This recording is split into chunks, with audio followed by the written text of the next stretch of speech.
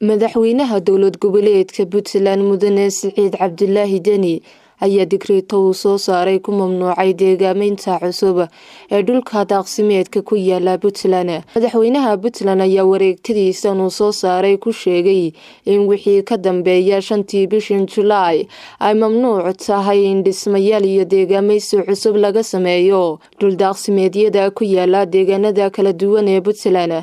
madaxweynuhu waxa uu wareegtadiisa ku amray wasaaradaha arrimaha gudaha, deegaanka iyo amniga iyo waliba taliyayaasha ciidamada bilayska iyo militariga in ay awood dowladeed ku joojiyaan goobaha dhul daaqsimeedka ah ee laga dhisayo deegaameysi cusub, sidoo kalena ay tallaabo sharci ah ka qaadaan cid kasta oo arrintaasi lagu soo qabto ama lala xiriiriyo.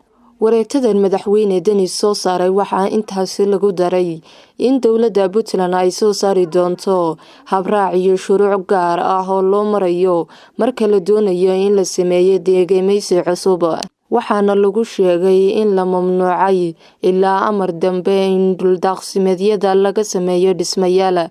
deegaanada Puntland inta badan waxaa ka dhacay isku dhacyo beelaysan oo ka dhasha murano dhuleed iyo waliba dhul daaqsimeedyo, waxaana la sheegay in maxkamadda Puntland kiisaska ugu badan ee ku jira in ay yihiin arrimo dhul. go'aankan ay soo saartay xukuumadda Puntland ayaa haddii uu dhaqan galo waxaa yaraan doona isku dhacyada qabiilada ee lala xiriiriyo muranada dhulka iyo deegaanada Puntland. Saamiya Xasan Ereeg, Codka Bariga Afrika.